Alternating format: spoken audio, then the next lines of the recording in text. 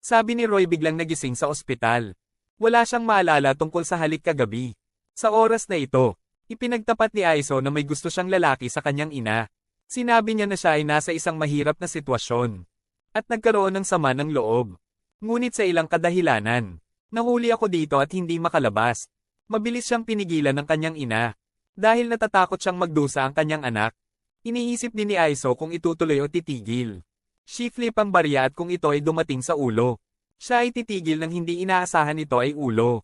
Siyang dise kaya nagpa siya na isaalang-alang ito bilang isang mukha pababa. Tuwang-tuwa siya noon.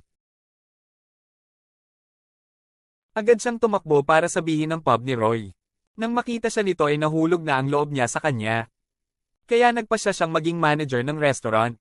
Upang matulungan siyang makamit ang kanyang hindi natapos na pangarap. Hindi inaasahan. Dumating din dito para magtrabaho ang illegitimate son ng tycoon. Si Jenso ay anak ng isang babae.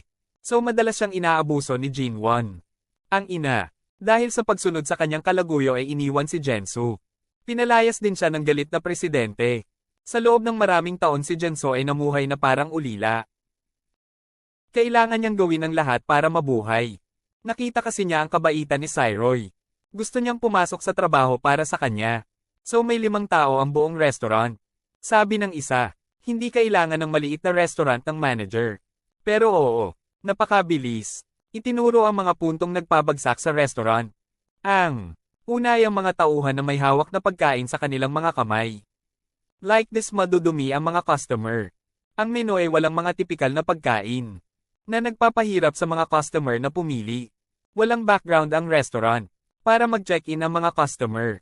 Moreover the form ng ulam ay hindi maganda ang hitsura. After tasting a piece gusto lang sa muka. After hearing the say Roy admired sobrang nagbebenta siya. Agad niya itong ginawang manager ng restaurant. Hiniling niya sa lahat na sundin ang utos ni Isaiah. Sabay-sabay. Natuklasan ng Pangulo. Ang babaeng direktor ay bumili ng maraming shares sa korporasyon. Sa rate na ito, ang taong ito ay magiging isang major shareholder at maaaring ihagis sa chairman. Ang nag-aalalang presidente, mabilis na pinuntahan ang babaeng direktor. At tinanong kung mayroon siyang iba pang mga ideya. Ikaw dito. Unang giniba ang pader para madagdagan ang lugar. Ginamit niya ang kanyang talento sa pagdidisenyo upang muling palamutihan ang restaurant. At malapit na, napakaganda ng espasyo. Para mag-check-in ang lahat at kumuha ng litrato. Sa lalong madaling panahon ng araw na muling binuksan ang tindahan. Ikaw ay gumamit ng mga social network upang i-promote ang pub. Sikat ang kanyang Instagram. Napakaraming tao ang interesado salamat sa kanya. Napakasikip ng Danbam Pub. O kahit maraming tao na nakapila sa labas. Kahit abala ang mga staff ay masaya ang lahat. So nakita ko yon at galit na galit ako. And say Roy inside ay sobrang proud sa'yo. So that day lang mahigit 3 ang kita. Libo-libo isa. Susunod na araw. Naglakad ang presidente at Suwaet. Isang kalye upang suriin ang sitwasyon. Binuksan niya na gusto niyang pakasalan ni Suwa ang kanyang anak. Isa si Jones. But Suwa hate him so much. Na hindi siya tumugon sa mga salita ng Pangulo. Sinamantala niya ang pagkakataong ito. Para akayin si Suwa sa pinto ng Danbam Restaurant. Siyang na masikip ang restaurant. Tanong ng presidente kay Suwa. Na gumawa ng isang bagay upang sirain ang restaurant na ito. Makalipas ang ilang araw. Ang restaurant ay masikip pa rin gaya ng unang araw. Pero dahil nakalib ang chef, sabi ni Roy kailangan pumasok at magluto. Naging maayos pa rin ang trabaho. Sa susunod na araw, biglang nagreklamo ang customer niyan. May buhok sa pagkain. Yung table sa tabi. Nagreklamo na ang pagkain ay masyadong mura. Pabaya ang gawa ni Chef Huni. Labis na ikinagalit ni Isaiah. Pinagalitan niya ang chef at sinabing kailangan niyang magtrabaho. Sobrang nakatutok. Tapos gusto ni Isaiah na tanggalin niya si Huni. Hindi nagsasara ang restaurant. Sabi ni Roy tinawagan ng chef para ituro ang problema. Pero mabait siya. So hindi niya siya pinaalis. At biglang nag-obol ang sweldo ng Huni. Gusto ni Roy na magsikap siya. Para maging karapat-dapat sa perang natanggap niya. Sa parehong oras, nagbigay siya ng talumpati upang palakasin ang espiritu ng lahat. Lahat ay dapat magkaisa at magsikap ng sama-sama lamang. Medyo nalungkot si Isaiah. Kasi sabi ni Roy hindi siya pinakinggan. Kinaumagahan. Hindi sinasadyang nakilala ni Isaiah ang isang grupo ng magkakaibigan. na mga bully. Pumunta sila dito at gustong maghubad para ipahiya si Izay. Sa kabutihang palad, lumitaw si Gonzo sa oras. Sa pamamagitan ng pagtatalo sa kanyang mga kaklase. Inamin niya yon. Siya ang nagsabi sa mga pulis na painumin sila. Sa araw na iyon, biglang napagtanto ni Aiso na nagkamali siyang sinisi si So. Kaya sinampal niya ang kaibigan niya. Sumugod ang isa pang kaibigan. At aksidente ring nasampal. Nakita ng ibang kaibigan na natakot siya. Kaya mabilis siyang umatras, gaya ng inaasahan. Si Iso ay isang matigas ang ulo bilang isang Roy sa mga sumunod na araw. Kaya madalas pumunta para tingnan ang mga ulam ni Hyoni. Thank to that na improve din ni Hyoni ang cooking skills niya. Si Roy matagumpay na nalutas ang panloob na salungatan. At dinala ang restaurant. At the same time sa pub Suwa ay nakaupo at inaalala ang mga salita ng Pangulo. Sabi ni Sinong Side Suwa ang gustong sumali. Napakasakit noon. Ininom niya ang sarili hanggang sa malasing siya. Pauwi na. She accidentally nakilala si Roy sa grupo niya. Nakikita na ito ay isang pribadong bagay. So umalis na lahat. Kaya lang nanatili. Si Suwa sa isang lasing na estado ay ipinagtapat ang lahat ng kanyang nararamdaman. Suwa sparkle ang eyes touched sabi ng puso ni Roy. Biglang naging romantic ang atmosphere. Naghalikan lang silang dalawa sa harap ni Esau. Nang halos magkadikit na ang kanilang mga labi. Agad na ginamit ni Esau ang kanyang kamay para pisilin ang bibig ni Suwa. At itulak siya palayo. After all she wanted say na manatiling buo ang labi ni Roy. Napahiya si Suwa at agad na natahimik. Pero dahil gusto kanyang asarin, paulit-ulit niyang hinihiling na kumain kasama ang grupo ni Roy. Sabi ni Roy hindi makatanggi kaya pumayag naman siya. Na ginawa ang buong grupo ng kapaligiran. Sobrang hindi komportable, lalo na para sa'yo. So suicide na. Ang dahilan kung bakit matagumpay ang Jangga Group ay dahil nagpapatakbo sila sa anyo ng isang chain ng restaurant. Tapos na. Ang presidente ang gumawa ng recipe.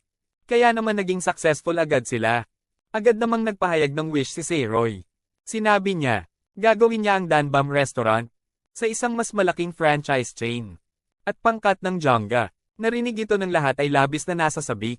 Nagtaas ng baso ang buong grupo para matupad ang pangarap na ito. Pagkatapos uminom, madrama ang usapan ni Suwa at Aiso. Sa banyo, again sinabi ni Aiso na nagkaroon siya ng oppositional defiant disorder sabi niya gusto niya talaga sabihin Roy. Kung may hamarang sa kanya, she would use any trick para sirain ang taong yon. Hindi inaasahan. Hindi mababa si Suwa. Ipinahayag niya yon kung nagustuhan niya. Maglalaban ng dalawa hanggang dulo. Sa kabilang banda, sa opisina ng presidente ng Jangga Group, sinabi ni Suwa na matagumpay ang Jangga Pub. Sobrang sikip nila dahil sa management ni Izo, na siya ay may record high IQ na 162. So sinabi ko din yun. Gusto ni Roy na maging franchise restaurant chain. Nang marinig ng Pangulo, na medyo nag-aalala siya. Natakot siya noon. Magiging katunggali si Danbam sa Jangga. Sa hinaharap, lalong sumikip ang gilid ng Danbam. Plano ni Isel na mag-recruit ng mas maraming tao upang maghanda upang palawakin ang restaurant. Sa halip na tumanggap ng sweldo, makakatanggap siya ng 20% komisyon. Sa kasamaang palad, alam ng nanay ni Esau na huminto siya sa kolehiyo, magtrabaho sa isang bar, at labis na nagalit. Pero sabi ni Esau na gustuhan na niya ang Roy. At nanais niyang magsikap para sa tagumpay. Kahit na nabigo siya, ang mag-ina ay hindi makahanap ng isang karaniwang boses. Kailangang magpaalam ni Esau sa kanyang ina. Pagkatapos ay kinuha ang kanyang backpack at umalis ng bahay. Malungkot siya sa tulay. Sabi ni Roy tumakbo. Alam niyang pinalayas siya ng kanyang ina para sa pag-drop out sa kolehiyo upang magtrabaho sa kanya. Sabay pasasalamat ni Roy. Naawa din siya sa kanya. Inaliw niya ang Diesel sa napakawalang muwang na paraan. Ngunit mas naging masaya ang Diesel. Nangako silang dalawa upang matulungan ng tindahan na maabot ang culinary peak. Darating ang isang franchise chain na lumalampas sa Jungle Group. Tumayo silang dalawa sa tulay. Pinag-uusapan ng kinabukasan hanggang madaling araw. Dahil dumarami ang restaurant, kailangan itong mag-recruit ng mas maraming staff. Hindi inaasahan. Dumating ang mga kandidato para sa mga panayam. Lahat ng mga taong hindi makapagtrabaho. Maya-maya ay dumating ang isang napakagandang babae para mag-apply ng trabaho. Nakikita ang babaeng ito. ang empleyado at sabihing tuwang-tuwa si Roy nang makita ito. Kaya agad namang tumanggi na tanggapin siya. Paggawa ng empleyado ng labis na pagkabigo. Sa pagtatapos ng panayam, dumating ang itim na lalaki para mag-apply. Ang pangalan niya ay Tony at siya ay pinakintab na Korean. Akala niya okay lang, kaya agad niyang tinanggap ang trabaho. Dahil gusto niyang lumakas ang Dan Bam Pub kaysa sa kanya. Bam ukol. Tumawag sa istasyon ng telebisyon upang humingi ng panayam. Ngunit sa hindi inaasahang pagkakataon ay pumayag sila sa isang recording session. Wednesday natanggap ni Roy ang balitang ito. Siya ay lubos na masaya. Hindi niya sinasadyang isiniwalat ito kay Sua. Sabay lakad ang dalawa at maraming pinag-usapan. Nakita ito ni John Wan at sobrang inggit. Umuwi siya para i-report ang nangyari kay Dad. Alam yan ng presidente. Si Roy ay isang taong may higit na kalooban kaysa sa iba. Takot na takot ang korporasyon sa mga taong tulad ni Roy. So gumawa sila ng plano. Para sirain, sabi ni Roy, Dan Bam Restaurant. Sa susunod na araw, sabi ni Roy pumunta sa TV station. Para palitan ng recording script. Bigla niyang nakasalubong ang baril na nandoon din. Ginamit ang kanyang relasyon upang ibukod ang damat pub mula sa recording na iyon. Biglang napagtanto ni Roy na isiniwalat ito ni Sua. Minsang sinabi ni Gunn na mabibigo siya. But sinagot ni Roy yun. Siya ang magiging dahilan ng pagbagsak ng kanyang kumpanya. Dahil nakansela ang recording session. Sabi ni Roy sobrang lungkot. Ang isa ay nasa kanyang tabi na naghihikayat at umaaliw.